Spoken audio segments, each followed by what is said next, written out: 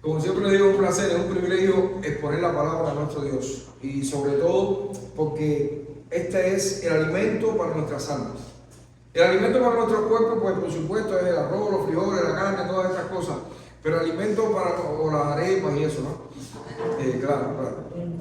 Pero no podemos dejar las arepas afuera. Pero el alimento para nuestras almas es precisamente la palabra del Dios nuestro. Y seguimos en el libro de los Hechos de los Apóstoles. Seguimos exponiendo la palabra de nuestro Dios en el libro de Hechos de los Apóstoles. Un libro maravilloso que nos ha llevado a entender muchísimas cosas. Nos ha llevado a entender la importancia que es exponer la palabra de Dios. Pero nos ha llevado a entender que nosotros en la exposición de la palabra de Dios, en nuestro andar diario, en el trabajo que tiene que hacer cada iglesia, que es predicar el Evangelio, pues vamos a tener muchísima oposición. Tanta que podemos ir hasta la muerte precisamente por exponer la palabra de nuestro Señor, por predicar el Evangelio de nuestro Señor Jesucristo, el Evangelio de Cristo resucitado, que es otra de las cosas que nos recalca precisamente el libro de los Hechos, que el mensaje de Cristo es el mensaje del Cristo que resucitó al tercer día. Y hoy vamos a estar en Hechos de los Apóstoles capítulo 15, los versículos del 1 al 35, Hechos 15 del 1 al 35, téngalo por ahí, que lo vamos a leer en un momento. ¿Cuántos de ustedes conocen acerca de los concilios de la iglesia? De los concilios de la iglesia. ¿Alguno ha leído historia del cristianismo alguna vez? No se preocupe si no, no hay problema. Les invito, es muy interesante la historia del cristianismo. Si pudieran buscarse un libro que pueda hablar acerca de esto breve, se van a dar cuenta que una de las partes más importantes que ha tenido la historia de la iglesia precisamente han sido los concilios. Desde el concilio de Nicea en el 325 hasta el concilio, pues, los más conocidos son los 7 primeros concilios de la iglesia antigua, que es como se conoce, que es el concilio de Nicea en el 325 hasta el concilio de Nicea II en el 787, pasando por Constantinopla, por Éfeso, por Calcedonia, etcétera, etcétera. Interesante el concilio de Nicea, el conflicto que tuvo. ¿Saben? ¿Alguien conoce cuál fue el conflicto del concilio de Nicea? ¿Alguno conoce los testigos de Jehová? Yo creo que desde allá había testigos de Jehová, porque precisamente por algo parecido fue el concilio de Nicea. No, claro que no. Los testigos de Jehová subieron con Rusia en el siglo pasado. El conflicto del concilio de Nicea fue precisamente el arrianismo. Arrio llegó a decir que Cristo no era Dios. Y eso fue un conflicto serio. Y entonces Atanasio, un hombre de Dios, se le opuso. Y entonces tuvieron que ir a un concilio, una reunión de muchísimas iglesias, para entonces terminar precisamente con una declaración, en este caso la declaración del concilio de Nicea, donde se dijo claramente que como doctrina de la iglesia cristiana, Cristo era 100% hombre y 100% Dios en toda su naturaleza. Hoy vamos a estar viendo el primero de estos concilios, y no básicamente el de Nicea, sino un concilio que ocurrió en el primer siglo, muchos años antes del concilio de Nicea, y es un concilio que nos describió Lucas aquí precisamente en el libro de los Apóstoles. Este sí es el primer concilio de la iglesia cristiana, una iglesia recién nacida prácticamente, pero ella tuvo su primer concilio, y vamos a estar viendo en qué contó esto, de qué trató este concilio. Así que Hechos capítulo 15, los versículos del 1 al 31, dice de la siguiente manera. Entonces, algunos que venían de Judea enseñaban a los hermanos: si no os circuncidáis conforme al rito de Moisés, no podéis ser salvos. Como Pablo y Bernabé tuviesen una discusión y contienda no pequeña con ellos, se dispuso que subiesen Pablo y Bernabé a Jerusalén y algunos otros de ellos a los apóstoles y a los ancianos para tratar esta cuestión. Ellos pues, habiendo sido encaminados por la iglesia, pasaron por Fenicia y Samaria, contando la conversión de los gentiles, y causaba gran gozo a todos los hermanos. Y llegados a Jerusalén, fueron recibidos por la iglesia y los apóstoles y los ancianos, y refirieron todas las cosas que Dios había hecho con ellos. Pero algunos de la secta de los fariseos que habían creído se levantaron diciendo: es necesario circuncidaros y mandarles que guarden la ley de Moisés. Y se reunieron los apóstoles y los ancianos para conocer de este asunto. Y después de mucha discusión, Pedro se levantó y les dijo: varones hermanos, vosotros sabéis cómo ya hace algún tiempo, que Dios escogió que los gentiles oyesen por mi boca la palabra del evangelio y creyesen. Y Dios, que conoce los corazones, les dio testimonio dándoles el Espíritu Santo lo mismo que a nosotros. Y ninguna diferencia hizo entre nosotros y ellos, purificando por la fe sus corazones. Ahora pues, ¿por qué tentáis a Dios poniendo sobre la cerviz de los discípulos un yugo que ni nuestros padres ni nosotros hemos podido llevar? Antes, creemos que por la gracia del Señor Jesús seremos salvos, de igual modo que ellos. Entonces toda la multitud cayó y oyeron a Bernabé y a Pablo, que contaban cuán grandes señales y maravillas había hecho Dios por medio de ellos entre los gentiles. Y cuando ellos callaron, Jacobo respondió diciendo: varones hermanos, oídme. Simón ha contado cómo Dios visitó por primera vez a los gentiles para tomar de ellos pueblo para su nombre. Y con esto concuerdan las palabras de los profetas, como está escrito: después de esto volveré y reedificaré el tabernáculo de David que está caído, y repararé sus ruinas, y lo volveré a levantar, para que el resto de los hombres busque al Señor. Y todos los gentiles sobre los cuales he invocado mi nombre, dice el Señor, que hace conocer todo esto desde tiempos antiguos. Por lo cual yo juzgo que no se inquieten a los gentiles que se convierten a Dios, sino que se les escriba que se aparten de las contaminaciones de los ídolos, de fornicación, de ahogado y de sangre. Porque Moisés desde tiempos antiguos tiene en cada ciudad quien lo predique en las sinagogas, donde es leído cada día de reposo. Entonces pareció bien a los apóstoles y a los ancianos, con toda la iglesia, elegir de entre ellos varones y enviarlos a Antioquía con Pablo y Bernabé, a Judas, que tenía por sobrenombre Barsabás, y a Silas, varones principales entre los hermanos. Y escribí por conducto de ellos, los apóstoles y los ancianos y los hermanos, a los hermanos de entre los gentiles que están en Antioquía, en Siria y en Sicilia, salud. Por cuanto hemos oído que algunos que han salido de nosotros, a los cuales no dimos orden, nos han inquietado con palabras, perturbando vuestras almas, mandando circuncidar y guardar la ley, nos ha parecido bien, habiendo llegado a un acuerdo, elegir varones y enviarlos a vosotros con nuestros amados Bernabé y Pablo, hombres que han expuesto su vida por el nombre de nuestro Señor Jesucristo. Así que enviamos a Judas y a Silas, los cuales también de palabra os harán saber lo mismo, porque ha parecido bien al Espíritu Santo y a nosotros no imponeros ninguna carga más que estas cosas necesarias, que os abstengáis de los sacrificados a los ídolos, de sangre, de ahogado y de fornicación, de las cuales cosas si os guardáis, bien haréis, pasadlo bien. Así pues, los que fueron enviados descendieron a Antioquía y reuniendo a la congregación entregaron la carta, habiendo leído la cual se regocijaron por la consolación. Y Judas y Silas, como ellos también eran profetas, consolaron y confirmaron a los hermanos con abundancia de palabra.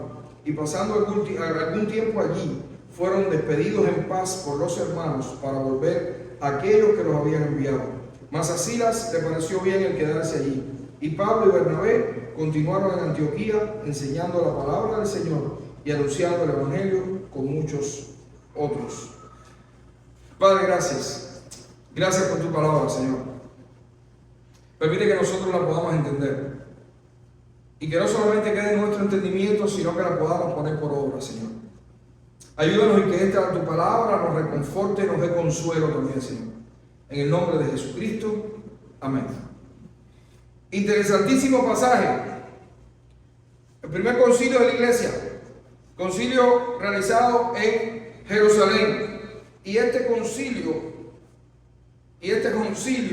nos dejó esta gran verdad.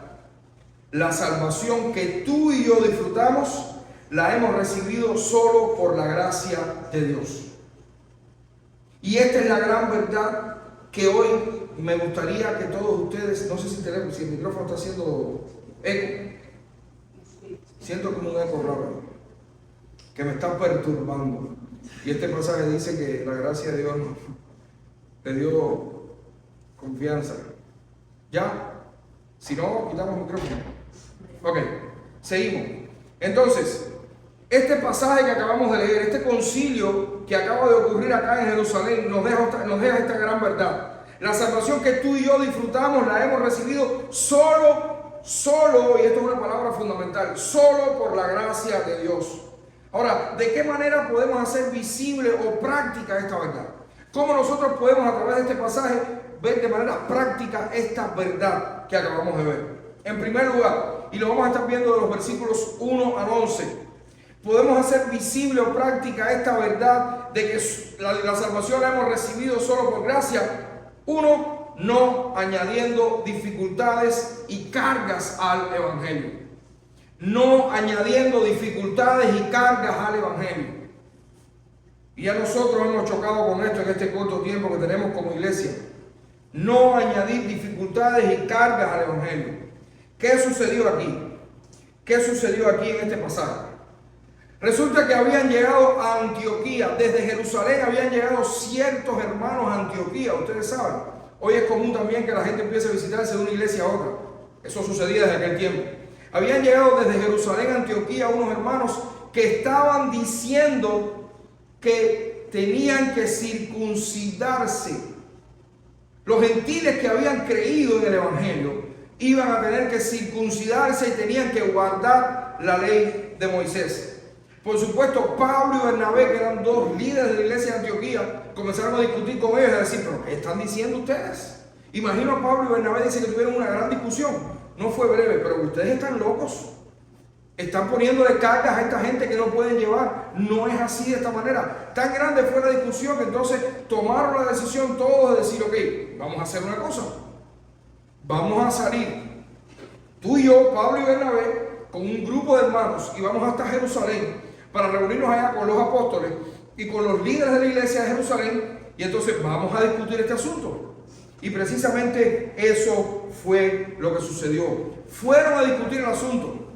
Pero resulta que algunos fariseos que habían creído en el Evangelio confirmaron esto y dijeron, sí, realmente tienen los gentiles que crean, tienen que circuncidarse y tienen también que guardar la ley de Moisés.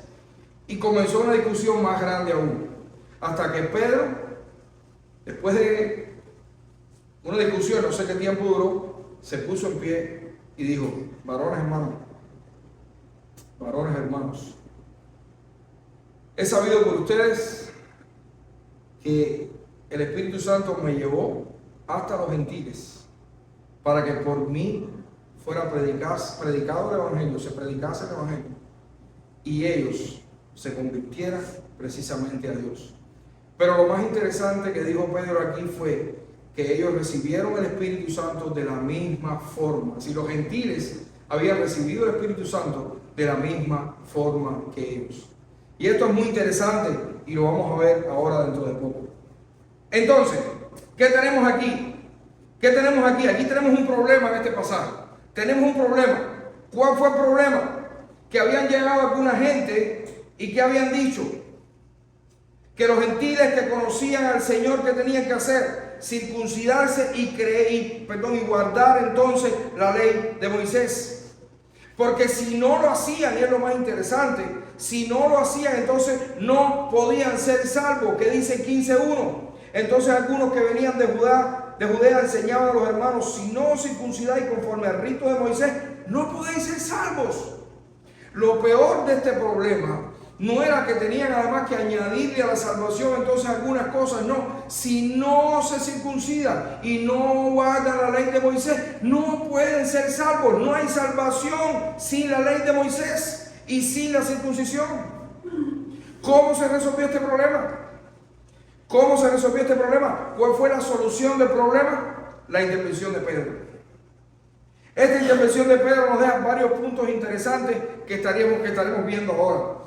En primer lugar, Dios les dio el Espíritu Santo. Yo creo que esto fue, digamos, lo más importante, sino algo medular que Pedro deja en su intervención, es que Dios le dio el Espíritu Santo a los gentiles de la misma manera que a los judíos. Y ustedes dirán, ¿qué tiene eso de peso? ¿Cómo recibieron el Espíritu Santo los judíos? ¿Recuerdan? ¿Dónde recibieron el Espíritu Santo los judíos? En Pentecostés. ¿Cómo recibieron el Espíritu Santo los judíos? ¿Qué les había dicho el Señor antes de irse? Vayan a Jerusalén y esperen que en algún momento yo les enviaré el Espíritu Santo. Y el Espíritu Santo se derramó y más nada sobre los judíos. ¿Cómo recibió el Espíritu Santo la gente en la casa de Cornelio? ¿Saben? El Espíritu Santo en el libro de los Hechos nos dice que a veces era recibido cuando los apóstoles impartían entonces el Espíritu. ¿Se recuerdan? ¿Recuerdan el mago que lo quiso y por eso se fue al parque? ¿Recuerdan? Era impartido también. Los apóstoles imponían las manos y ellos recibían el Espíritu Santo. Pero resulta que en la casa de Cornelio no fue así. En la casa de Cornelio el Espíritu Santo llegó de la misma manera que en Pentecostés. El Espíritu Santo descendió solo. Por eso Pedro les decía a toda aquella gente de Jerusalén: ellos recibieron el Espíritu Santo de la misma manera que nosotros. De la misma manera que nosotros. Amados, interesante que Pedro usa esta expresión: purificando por la fe sus corazones. En el 8 y 9 dice: lo mismo que a nosotros, y ninguna diferencia hizo entre nosotros y ellos, purificando por la fe sus corazones. Purificando por la fe sus corazones. ¿Recuerda cuál era el problema? Tienen que circuncidarse para ser salvos según el rito de Moisés. Miren, yo no quiero ponerle más a lo que el texto dice, pero qué coincidencia que Pedro hable de esto en este contexto. Qué coincidencia que Pedro hable de que Dios purificó los corazones de ellos cuando recibieron el Espíritu Santo. ¿Ok? Qué coincidencia. Ciertamente la circuncisión, que era el problema, la circuncisión es la señal del pacto que Dios estableció con Abraham en Génesis capítulo 17. Pero es cierto también que cuando Moisés escribió el Deuteronomio, y el Deuteronomio fueron varios discursos que Moisés escribió a punto de morir. Y es interesante cuando Moisés escribe el Deuteronomio para toda aquella generación que no había cruzado el Mar Rojo. Recuerden, toda la generación que había cruzado el Mar Rojo quedó atrás. Y ya estaban a punto de entrar a la tierra prometida. Moisés entonces les dice en Deuteronomio 10, del 12 al 19: ahora pues, Israel, ¿qué pide Jehová tu Dios de ti? Sino que temas a Jehová tu Dios, que andes en todos sus caminos, que lo ames y sirvas a Jehová tu Dios con todo tu corazón y con toda tu alma, que guardes los mandamientos de Jehová y sus estatutos que yo te prescribo hoy, para que tengas prosperidad. He aquí, de Jehová tu Dios son los cielos y los cielos de los cielos, la tierra y todas las cosas que hay en ella.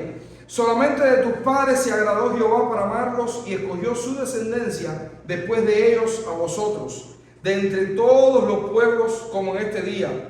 Escuchen ahora: circuncidad pues el prepucio de vuestro corazón y no endurezcáis más vuestra cerviz, porque Jehová vuestro Dios es Dios de dioses y Señor de señores, Dios grande, poderoso y temible, que no hace acepción de personas ni toma cohecho, que hace justicia al huérfano y a la viuda, que ama también al extranjero, dándole pan y vestido.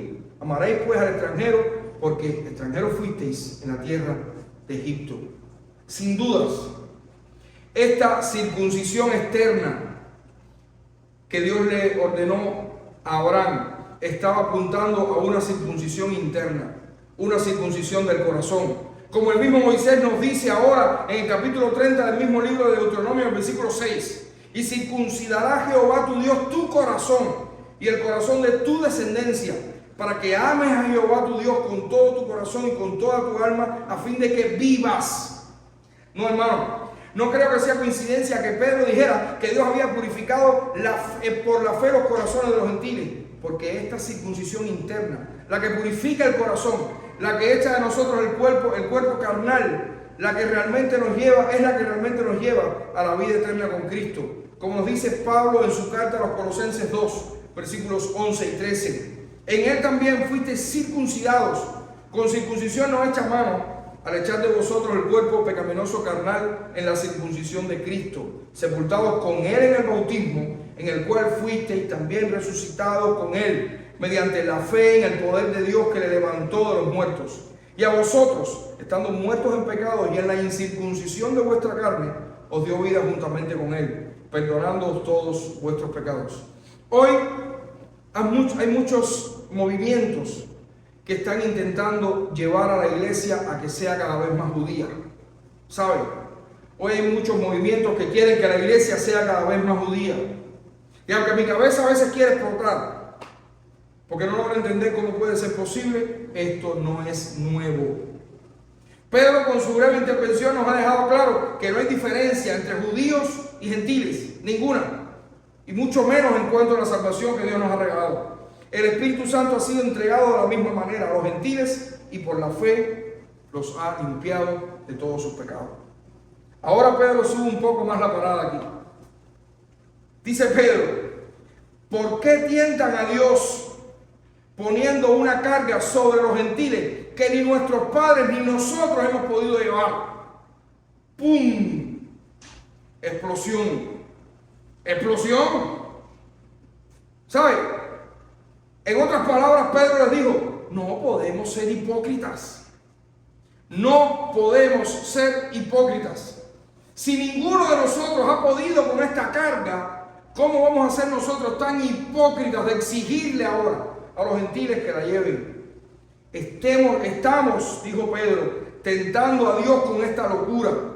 Ni nuestros padres ni nosotros hemos podido con esta carga. Nunca nadie pudo guardar la ley. Nunca nadie cumplió la ley. Pero es que nunca tampoco la ley fue dada para que la gente se salvara. Por eso es que Pedro dice, ¿van a tentar a Dios con esto? ¿Van a tentar a Dios con esto? En otras palabras, Pedro dijo, van a poner palabras en boca de Dios que nunca él dijo. El mismísimo Abraham, escuchemos bien, fue justificado no por sus obras, sino por la fe. El pueblo de Dios fue salvado de Egipto y luego fue que Dios le dio la ley. Si hubiera sido al revés, si Dios hubiera dado la ley y hubiera dicho, ahora cumplan la ley, y cuando cumplan la ley van a salir de Egipto, ¿saben qué? Israel todavía estuviera en Egipto. Pero el más claro de todos fue el profeta Habacuc, en el capítulo 2, versículo 4, cuando dijo, he aquí que aquel cuya alma no es recta se enorgullece, mas el justo por la fe vivirá.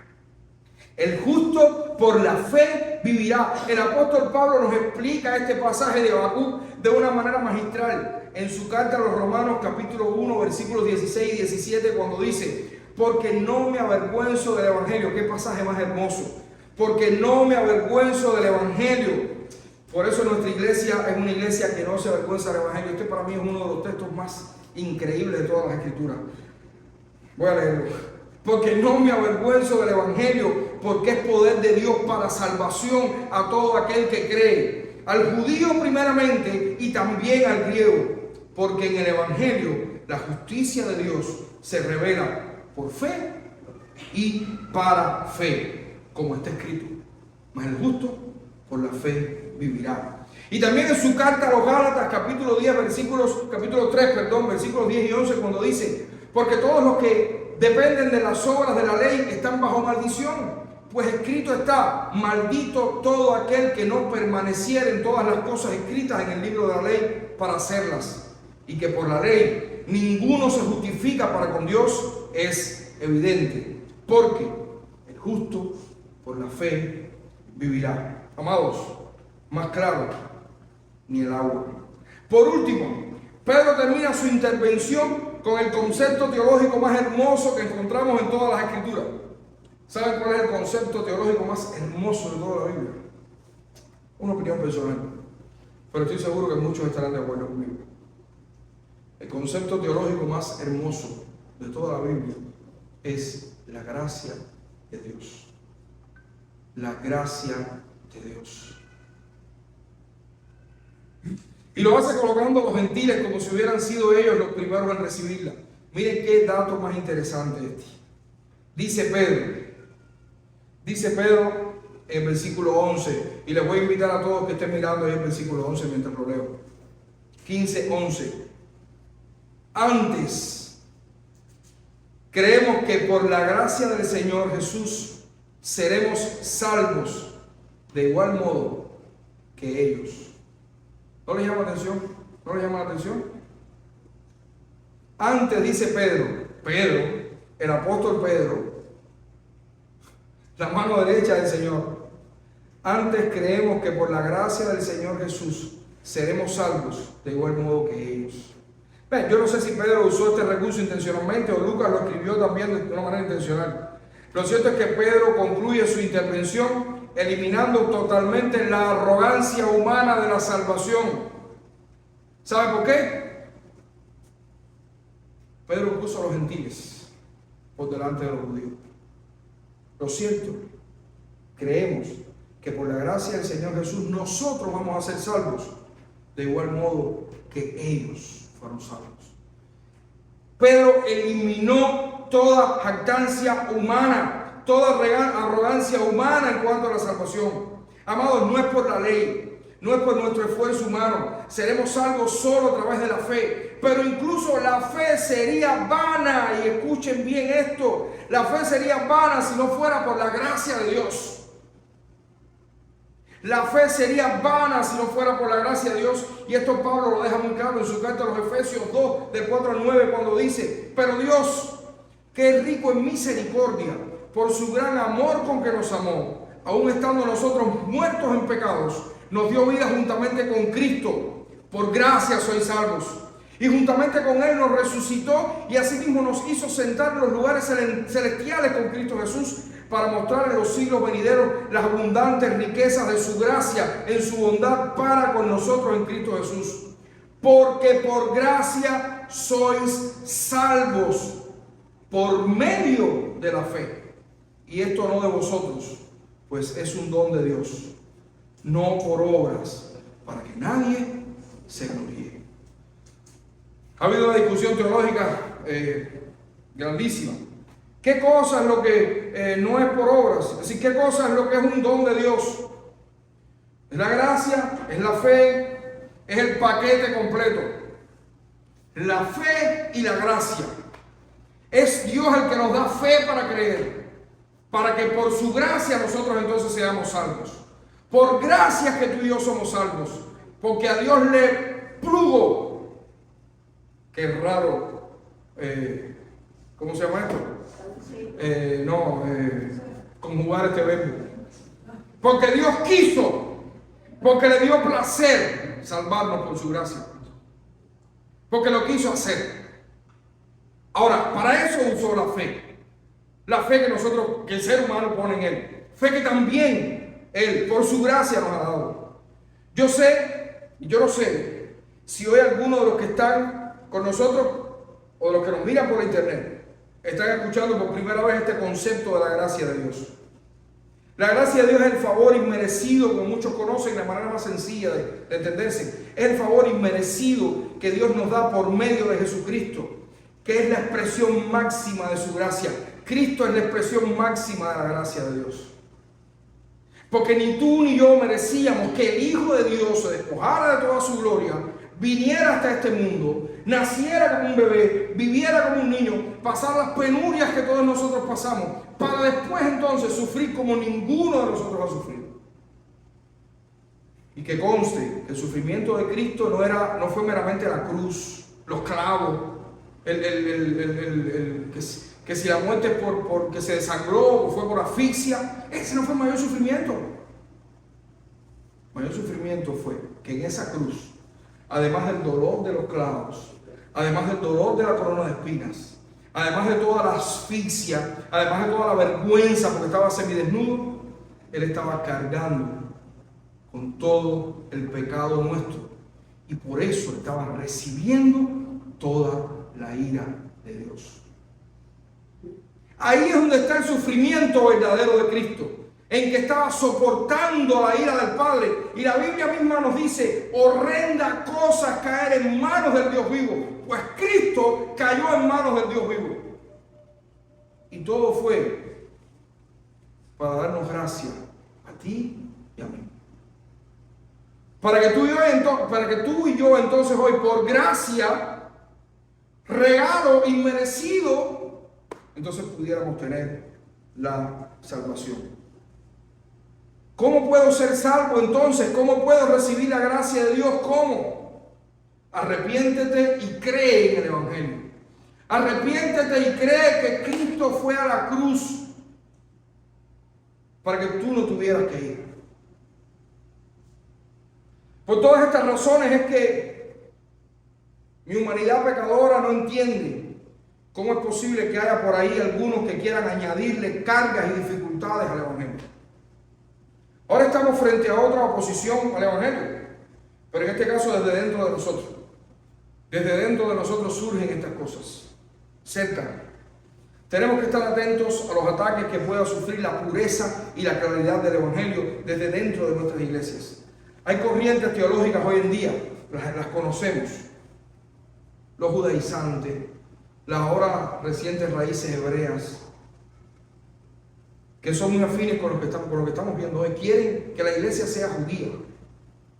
Quieren ponerse cargas encima. Es que yo no entiendo. Por más que yo pienso, yo no entiendo. No tengo que entender. Es humano. Es el pecado que está en nosotros. ¿Saben? Es como que usted vaya por el desierto, el Sahara, luego de 3 días de sed y hambre, con una mochila de 500 libras, que no pueda más arrastrando sus pies. Y que venga alguien y te diga, espera, te quite la mochila, se la ponga encima, te dé un pomo de agua, te monte en un carro y tú digas, no, te vuelvas a bajar del carro,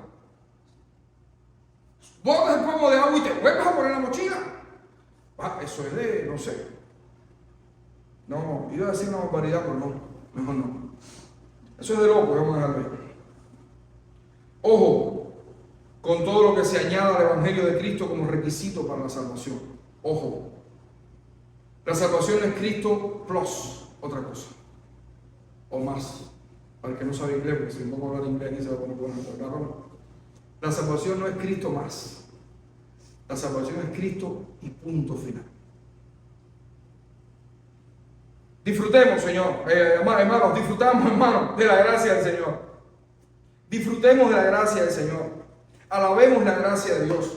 Proclamemos la gracia de Dios. Agradezcamos a nuestro Señor por hacernos libres de sistemas legales que lo que hacen es llevar a los hombres a la perdición. La salvación que tú y yo disfrutamos, la que hemos recibido solo por gracia de Dios, es la que tenemos que seguir proclamando y manifestando. Pero también, para manifestar esta gracia, tenemos que vivir responsablemente la libertad que tenemos para su gracia. Que tenemos por su gracia, perdón. En segundo lugar, tenemos que vivir, además. Tenemos que evitar añadirle cargas al Evangelio. Pero tenemos que vivir también responsablemente la libertad que tenemos por esta gracia.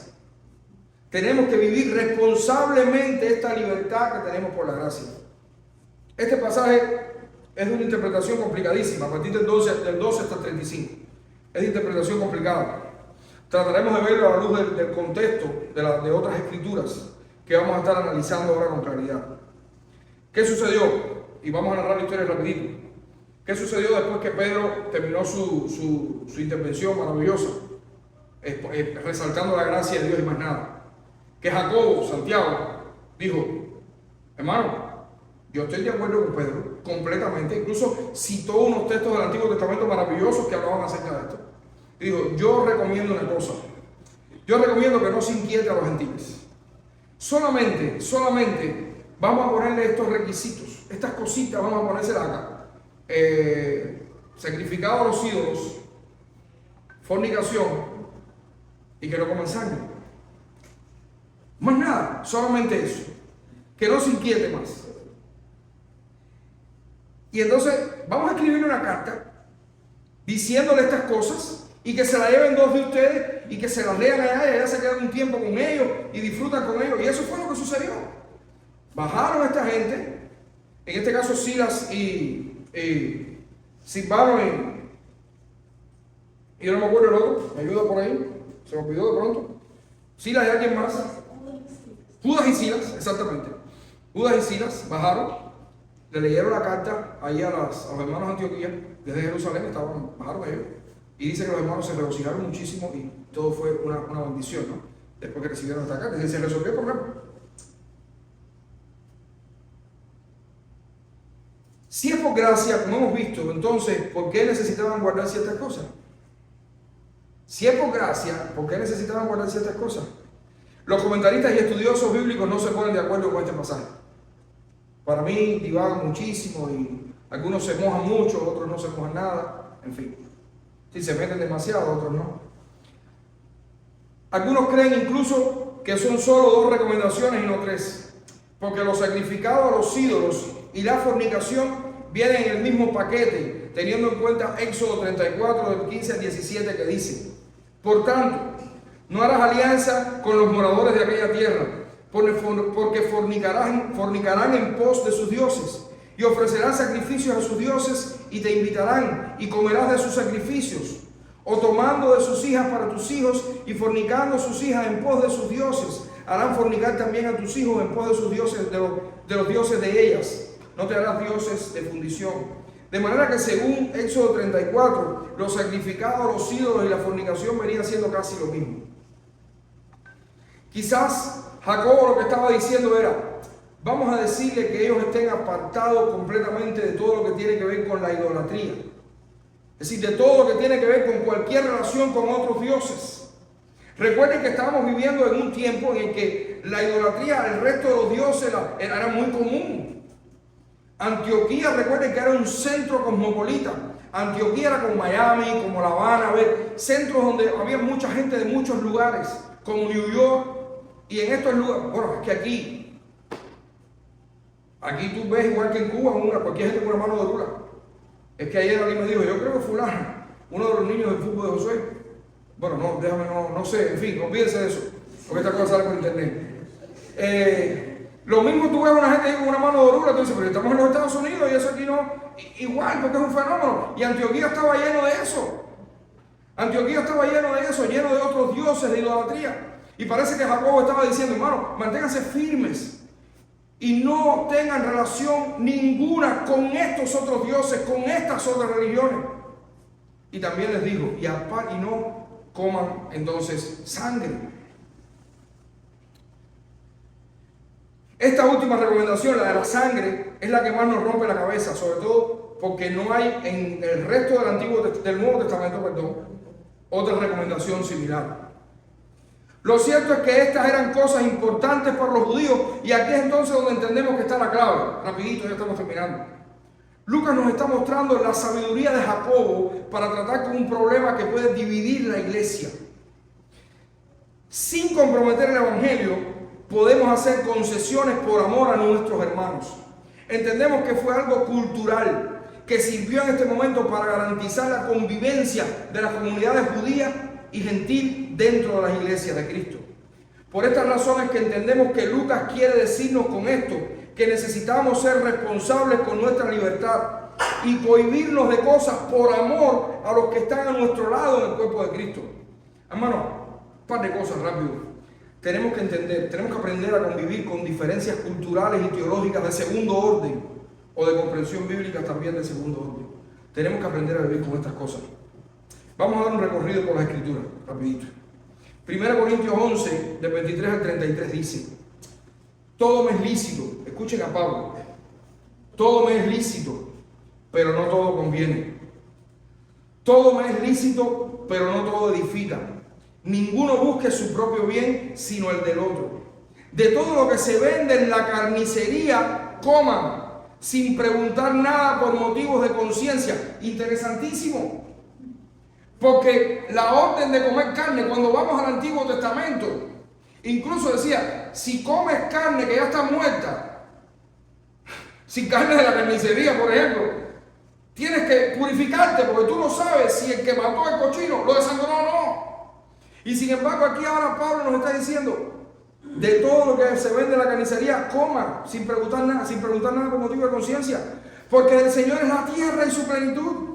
Si algún incrédulo les invita y queréis ir, de todo lo que se te ponga delante, coman, sin preguntar nada por motivos de conciencia. Mas si alguien os dijere: esto fue sacrificado a los ídolos, entonces no lo coman, por causa de aquel que lo declaró y por motivo de conciencia, porque el Señor es la tierra y su plenitud.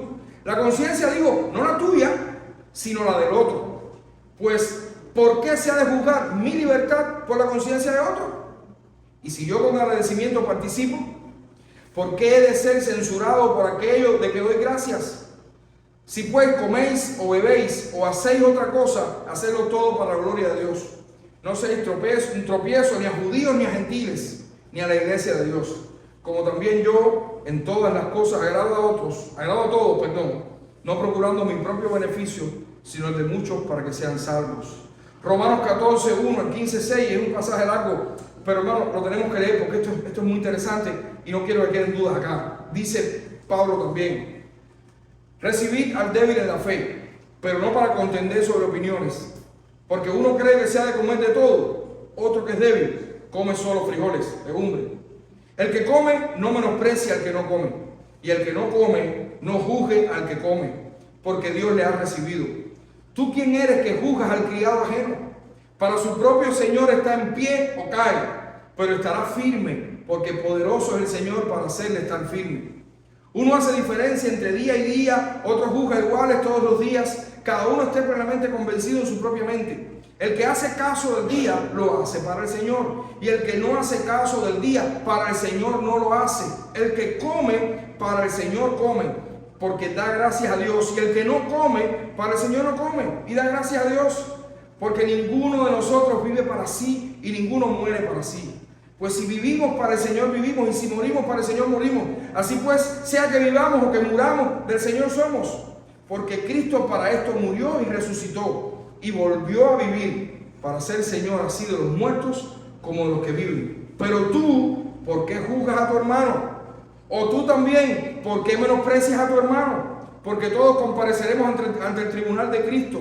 Porque escrito está: vivo yo, dice el Señor, que ante mí se doblará toda rodilla y toda lengua confesará a Dios. De manera que cada uno de nosotros dará cuenta de sí. Así que ya no nos juzguemos más los unos a los otros, sino más bien decidir no poner tropiezo u ocasión de caer al hermano. Yo sé y confío en el Señor Jesús, que nada es inmundo en sí mismo, mas para el que piensa que algo es inmundo, para él lo es. Pero si por causa de la comida tu hermano es contristado, ya no andas conforme al amor. No hagas que por la comida tuya se pierda aquel por quien Cristo murió. No sea pues vituperado vuestro bien, porque el reino de Dios no es comida ni bebida, sino justicia, paz y gozo en el Espíritu Santo. Porque el que en esto sirve a Cristo agrada a Dios y es aprobado por los hombres. Así que sigamos lo que contribuye a la paz y a la mutua edificación. No destruyas la obra de Dios por causa de la comida. Todas las cosas, la verdad, son limpias, pero es malo que el hombre haga tropezar a otros con lo que come. Bueno es no comer carne, ni beber vino, ni nada en que tu hermano tropiece, o se ofenda, o se debilite. ¿Tienes tu fe? Tenla para contigo delante de Dios. Bienaventurado el que no se condena a sí mismo en lo que aprueba, pero el que duda sobre lo que come es condenado, porque no lo hace con fe, y todo lo que no proviene de fe es pecado. Así que los que somos fuertes debemos soportar las flaquezas de los débiles y no agradarnos a nosotros mismos. Cada uno de nosotros agrade a su prójimo en lo que es bueno para edificación.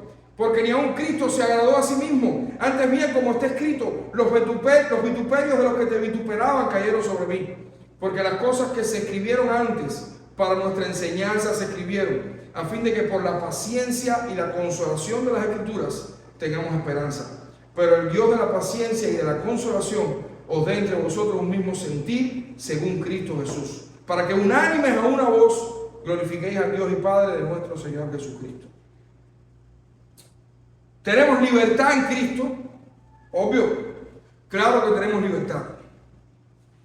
¿La gracia de Dios nos ha hecho libres? Seguro que nos ha hecho libres la gracia de Dios, pero no es libertad para pecar, y mucho menos para olvidarnos que la gracia de Dios alcanzó también a otros que son nuestros hermanos en la fe. Recuerden que vivimos en Miami, una ciudad muy cosmopolita, llena de muchísimas culturas. Ojo con esto, necesitamos convivir en el amor que Cristo en su gracia nos ha dado. Y es importante que entendamos estas cosas. Es interesante lo que Pablo escribe en la carta a los Gálatas, cuando narra lo sucedido en este concilio que estamos viendo hoy. Pablo dice, y esto me gusta muchísimo, Pablo dice que Jacobo, Pablo cuando escribe a los Gálatas, hay una parte que narra lo que pasó en ese concilio y la conclusión de ese concilio. Y dice, Pablo dice que Jacobo, Pedro y Juan, que eran columnas de la iglesia, solo le dijeron que se acordara de los pobres. A Pablo, el apóstol de los gentiles, el que iba a seguir predicando la palabra de Dios a todos los gentiles, a Pablo no le dijeron, Pablo, dile a la gente que no coman nada sacrificado a los ídolos, que tengan cuidado con la fornicación y que no coman sangre. A Pablo solamente le dijeron, Pedro, Jacobo y Juan, las columnas, los apóstoles que estaban en el centro del corazón de la iglesia en aquel tiempo, solo le dijeron, Pablo, en tu predicación, acuérdate de los pobres.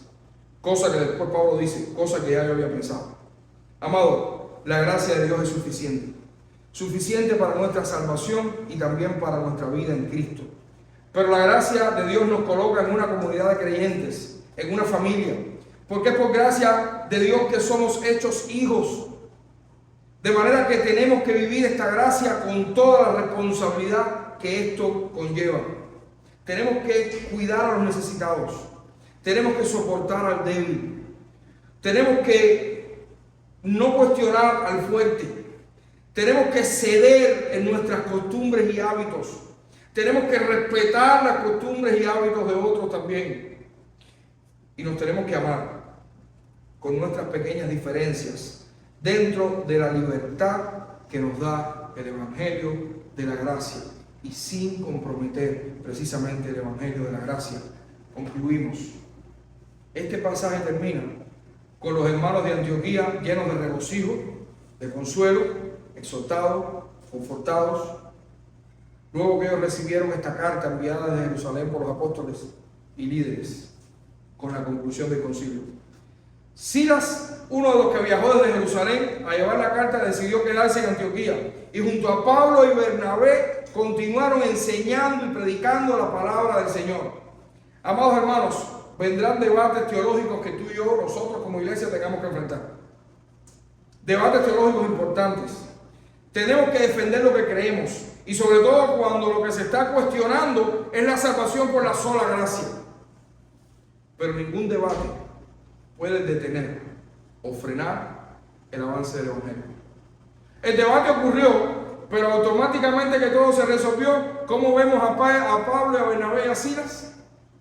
Continuaron enseñando y predicando el Evangelio. Este pasaje nos confirma algo. La enseñanza apostólica define que la salvación es solo por la gracia de Dios. Los apóstoles lo confirmaron y nosotros, nuestra enseñanza, la base de nuestra fe, ¿cuál es? La enseñanza de los apóstoles. Cualquier añadidura es una ofensa directa a nuestro Señor y su sacrificio por cada uno de nosotros. La salvación que tú y yo disfrutamos la hemos recibido solo por la gracia de Cristo. Por tanto, no añadamos cargas al Evangelio y vivamos responsablemente esta libertad que tú y yo tenemos precisamente por la gracia. Vamos a orar. Padre, te agradecemos, Señor. Te agradecemos tu palabra. Gracias porque tú nos hablas, Señor, y hablas directo a nuestro corazón. Y gracias porque nosotros también salimos reconfortados al entender, al reconocer, al volver, Señor, a escuchar que si hoy tú y yo somos salvos, si hoy nosotros somos salvos, es precisamente por la gracia de Cristo. Gracias, Señor, porque si fuera por obras, ninguno de nosotros se merecía estar un instante delante de ti. Porque nuestro pecado y nuestra suciedad, Señor, son tantos que no pudiéramos estar ni a miles de kilómetros delante de ti, porque tu pureza y tu santidad nos mataría. Pero por Cristo y por la gracia que Él mostró en la cruz, nosotros hoy podemos decir que tenemos salvación y vida eterna. Perdona nuestros pecados, Señor. Perdona nuestra maldad. Nos arrepentimos una y mil veces. Y sobre todo cuando sabemos que si estamos hoy aquí, si somos dignos de abrir tu palabra, siquiera, es precisamente por tu gracia. Ayúdanos, Señor. En el nombre de Jesús.